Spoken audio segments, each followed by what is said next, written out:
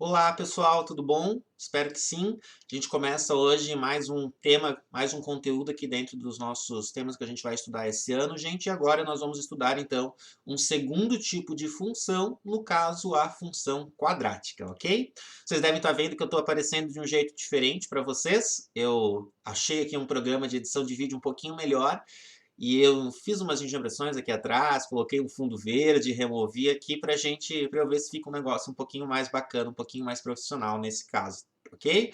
Vivendo e aprendendo, gente, mas vocês não fazem ideia como que isso está aqui, tá? Se eu dissesse para vocês que tem uma toalha de banho verde aqui atrás, acho que vocês não iriam acreditar.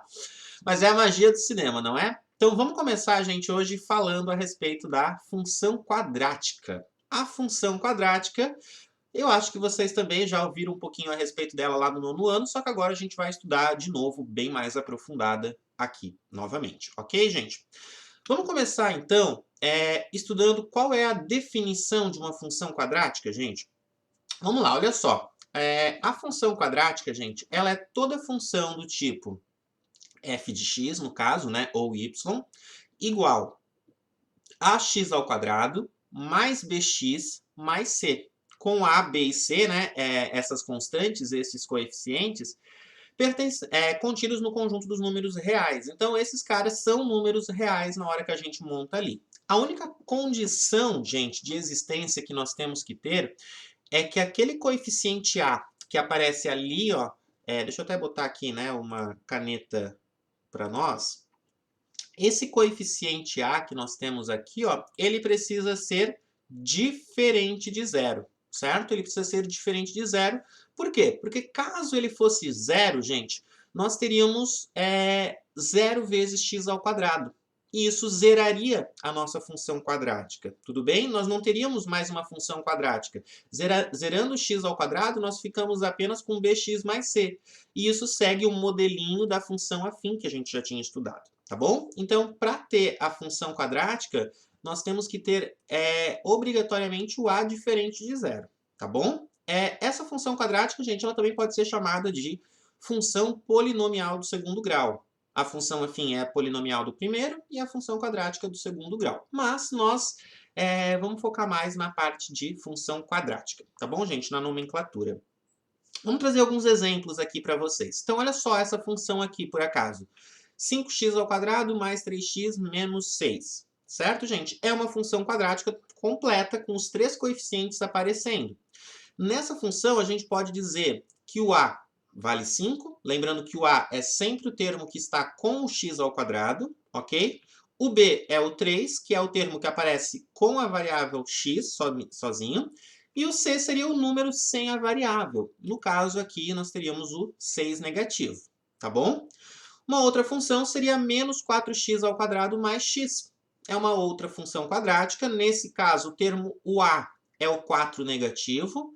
O b seria o 1 positivo, porque é o termo que está com x. E o c nós não temos. Então, o c é zero. Ok? Um outro caso, gente, y igual a menos 5 mais a raiz cúbica de x ao quadrado. Quem que seria o a nesse caso? O a, lembrando, é sempre o termo que está com x ao quadrado. Então, eu vou ter que o a vai ser a raiz quadrada de 3. O b não tem. Nós não temos um termo que aparece apenas com o x. Então, o b seria 0 e o c seria o 5 negativo. Ok? Esses são os nossos termos, então, que a gente acaba reconhecendo. Os coeficientes, né, gente?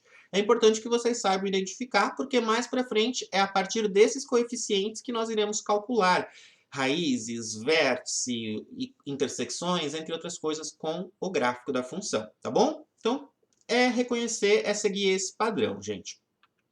Vamos ver um exemplo, então, do gráfico de uma função quadrática, gente? Eu quero, nesse caso, construir o gráfico da função x ao quadrado menos 6x mais 5, ok? Quero fazer o gráfico desta função, gente. Como que a gente vai construir o gráfico da função quadrática? Nesse começo, por enquanto, nós faremos através de uma tabela e eu vou jogar valores para x e vou calcular o y, certo, gente? Só que quando a gente lidar com função quadrática, nem sempre vai ser a melhor opção, tá bom, gente? Depois a gente vai ver que tem formas mais fáceis da gente desenhar o gráfico do que ficar jogando pontos. Até porque, dependendo da posição onde está o nosso gráfico no plano cartesiano, às vezes você não vai ter o formato do gráfico correto escolhendo pontos assim aleatórios, certo, gente? Então depois a gente vai estudar mais a fundo e vai ver técnicas mais sofisticadas, mais adequadas na hora de construir o gráfico da função. Mas por enquanto vamos fazer uma tabelinha então de valores. Pode ser, gente? Então eu montei aqui uma tabela.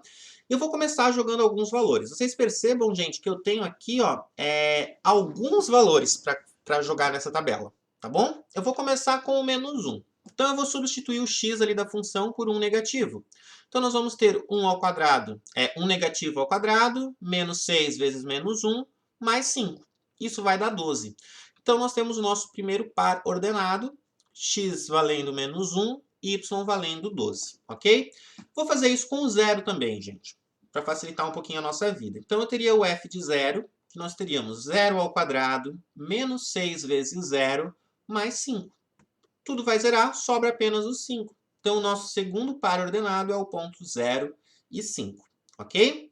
Temos o mais 1, gente, eu vou chutando agora de 1 em diante, tá bom? Então, f de 1 será 1 ao quadrado, menos 6 vezes 1, mais 5. Tudo bem? Isso vai dar 0. Afinal de contas, 1 menos 6 é menos 5, mais 5 fecha 0.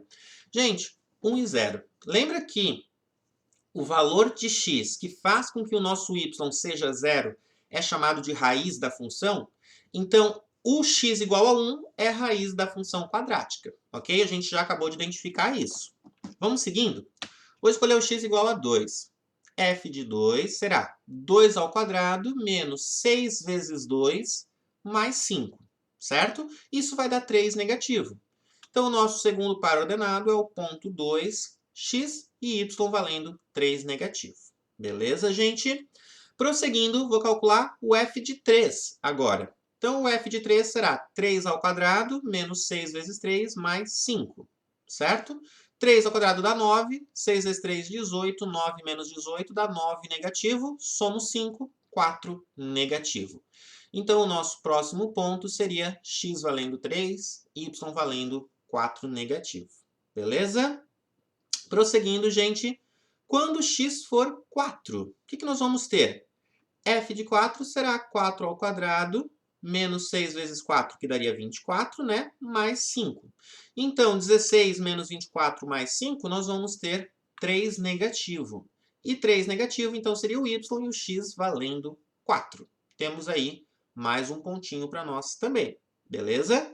Prosseguindo, gente, quando x for 5, nós teremos o quê? 5 ao quadrado, que é 25, menos 30 dá 5 negativo, mais 5, fecha 0. Então, nós temos aqui, gente, uma segunda raiz da nossa função quadrática. Então, quando x vale 5, o y vale 0.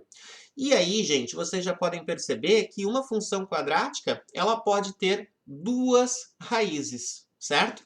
A função afim, ela poderia ter uma raiz, ela tem uma raiz. A função quadrática, gente, ela pode ter uma raiz, ela pode não ter raízes, ou ela pode ter duas raízes, tá? No máximo, duas. Uma função ao cubo, por exemplo, né? X ao cubo, ela pode ter no máximo 3 raízes, e assim sucessivamente. O grau ali do nosso polinômio, né, da nossa função, expoente maior, ele vai nos dar a quantidade de raízes que essa função pode ter, tá bom? E temos um último ponto que eu vou colocar aqui, que é o 6. F de 6 seria 6 ao quadrado, 36, menos 36, fecha 0, mais 5, 5. Então, nós temos um outro ponto aqui, 6 e 5. Gente, nós temos uma série de pontos e agora a gente vai representar estes valores num sistema de eixos, num plano cartesiano, certo? X e Y. Gente, eu vou representar todos esses pontos de uma vez só, tá bom? Então, olha só. Na hora que a gente coloca esses pontos, gente, eles ficam organizados mais ou menos nesse formato. Percebam que o primeiro ponto aqui que eu tinha, que era o menos 1 e o 12, gente, eu nem representei ele no plano cartesiano, porque ele ficaria muito lá para cima, tá? Eu peguei os principais aqui para baixo, do 0 em diante. Então, nós tínhamos o 0 e o 5, o 1 e o 0, o 2 e o menos 3, o 3 e o menos 4 e assim por diante. Gente, quando eu vou unir esses pontos, vocês já podem ter percebido que eles vão formar, então, essa figura geométrica aqui. E essa figura geométrica é o que nós chamamos de parábola, certo? Então, o gráfico de toda função quadrática, gente, é uma parábola nesse formato aqui, tá bom? Então, esta é uma forma de fazer, gente, o gráfico de uma função. Chutar valores para x, calcular o y, montar o plano cartesiano e unir esses pontos. Eu quero mostrar para vocês, gente, que vocês vão ter uma atividade aqui nessa aula onde vocês vão fazer gráficos de função, certo? E eu não quero que vocês fiquem montando essas tabelinhas, tá bom? Por enquanto, vocês vão usar o software, o GeoGebra. A gente já usou em aulas passadas, então na sequência aqui do plano, vocês vão ter uma atividade que eu quero que vocês usem o software GeoGebra, gente. Eu até vou mostrar aqui, vou aproveitar essa introdução da aula, para mostrar como é que se cria um gráfico de uma função quadrática ali no GeoGebra. Eu acho que vocês também já sabem, certo? Mas deixa eu abrir ali para vocês. Deixa eu descartar aqui essas observações. Quando vocês vão aqui, gente, no geogebra.org/calculator, vocês têm aqui, aqui no lado, nesse barra direito, onde a gente digita a função, aqui vai aparecer no centro o gráfico da função propriamente dito, certo? Então, vocês vão clicar aqui nesse lado e vão digitar a função. Vocês não precisam colocar o y ou o f de x na frente, só coloca o que vem depois, tá bom? A nossa função, gente, ela era x² menos 6x mais 5. Então, você pode usar esse teclado virtual aqui de baixo, ou digitar no seu próprio teclado mesmo. Eu vou usar esse daqui, ó, pouquinho por enquanto. Vou colocar aqui x, ó, já veio uma função afim, certo? Quando você coloca ao quadrado, já virou uma parábola. Então, já temos aqui, ó, x², ok? Só que a nossa função, ela tem menos 6x, então eu vou colocar menos 6x, e nós tínhamos ainda mais 5, certo? Mais 5. E, gente, ó, só colocou aqui, ó, já vai aparecer a nossa função. E a gente pode dar um zoom, e vocês vão ver que ela vai se encaixar exatamente igual naquela parábola que nós tínhamos ali. Certo, gente? Então, você pode usar esse programinha para digitar funções. Aqui você pode duplicar a função, se você quer apagar. Quando você clica aqui nesses 3 pontinhos, ele até gera esse ponto azul, certo? Se você apertar aqui em cima, ó, você não exibe mais ela, e eu posso colocar aqui outras parábolas. Eu poderia pegar, por exemplo, essa mesma parábola, x² menos 6x, e vou colocar mais 1. Olha o que acontece. A nossa parábola maior é a vermelha aqui, ó. Ela ficou mais pontudinha para baixo, né? Então, vocês vão usar esse programa aqui e depois vão fazer algumas análises a partir dele, tá bom? Então, é uma opção, vocês não precisam ficar desenhando parábolas manualmente, e vocês podem usar, então, o próprio GeoGebra aqui, e ele já resolve bastante a nossa vida, tá bom? Gente, voltando aqui na nossa apresentação, eu quero agora que a gente tenha o gráfico dessa função prontinho, bonitinho aqui, eu quero fazer algumas interpretações a partir deste gráfico com vocês, tá bom? A primeira coisa que eu quero perguntar, gente, quero que vocês vão respondendo mentalmente aqui junto, quais são as raízes dessa função, então? Lembra que a gente viu antes que raízes são os valores de x que fazem o y ser igual a 0? Então, quando a gente olha aqui, né, no nosso gráfico, gente, aonde o gráfico corta o eixo x seriam as nossas raízes.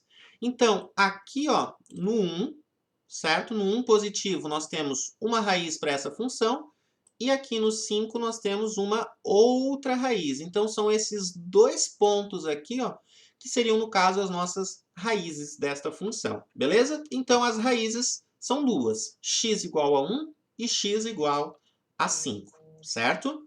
Além das raízes, gente, eu também queria saber o quê? Quais são as coordenadas do vértice? Vocês estão vendo, gente, que essa parábola, ela tem aqui essa ponta dela, certo? E esse ponto que está mais embaixo aqui seria o vértice da nossa parábola, ok? As coordenadas dele, gente, acabam se tornando quais? Deixa eu mudar aqui a cor, deixa eu escolher uma outra corzinha. É essa ponta da nossa parábola, certo? Então, aqui embaixo, ó, nós temos o vértice da nossa parábola. Esse vértice, gente, ele pode estar assim para baixo, ou se a parábola fosse ao contrário, ela pode estar subindo. Daí seria a ponta de cima, certo? Mas ele esse carinha aqui é o que nós chamamos de ponto V, gente. É o vértice da nossa parábola, tá? Esse vértice, quais seriam as coordenadas dele, então? Se você analisar aqui, ó, para x é o 3 e para y é o 4 negativo. Então, o V, que é o vértice da parábola, tem coordenadas x igual a 3 e o y igual a menos 4, ok? Próxima informação que eu queria identificar, gente, é o seguinte. Qual é o ponto de intersecção com o eixo y? Eixo y é esse cara aqui. Deixa eu mudar aqui de novo a corzinha com vocês. Olha só, gente, ponto de intersecção é onde o nosso gráfico corta o eixo y. E se vocês estão analisando aqui, ó, ele está cortando exatamente na ordenada 5. Então, o ponto de intersecção com o nosso gráfico, gente, é o ponto x valendo 0 e o y valendo 5, certo? Olha só, 5, 5, 5, 5. Qual é o coeficiente c da nossa função? É o coeficiente 5, gente. Lembra lá na função afim?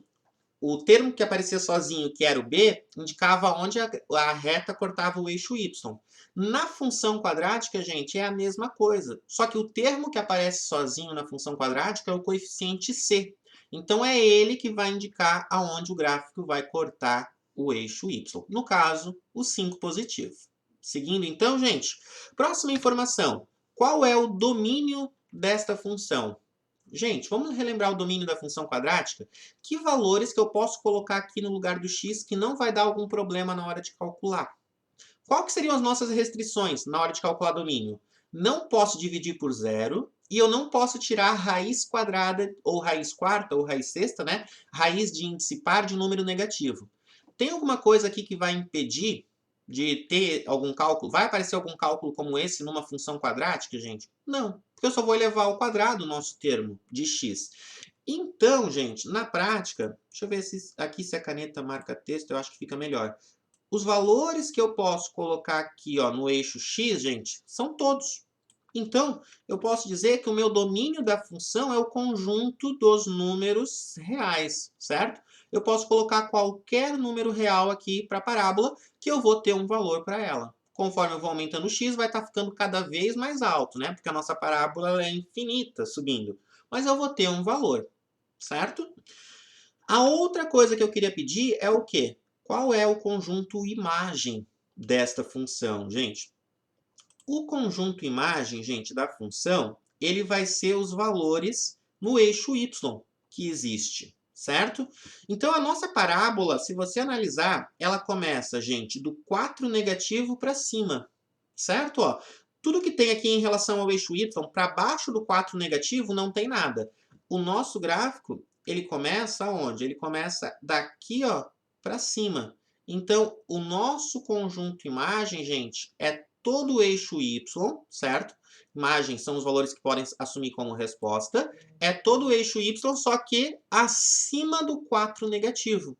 Então, eu posso dizer que o conjunto imagem, do caso dessa função, é tudo que está acima do 4 negativo. E eu posso dizer, então, que a imagem é o intervalo, que é 4 negativo fechado, porque o nosso vértice pertence à parábola, subindo indefinidamente. Então, é infinito para cima, certo, gente? Caso a parábola estivesse para baixo, seria tudo que está abaixo do vértice. Tudo bem? Então, a gente também teria a nossa parábola nesse caso. Gente, então essas são as principais informações aqui que eu tinha para tratar a respeito desse tema, ok? No decorrer das aulas, a gente vai aprofundando um pouco mais isso daqui tudo. Ok, gente? Terminamos assim esse vídeo. Um grande abraço para vocês. A gente se vê numa próxima aula. Valeu, até mais!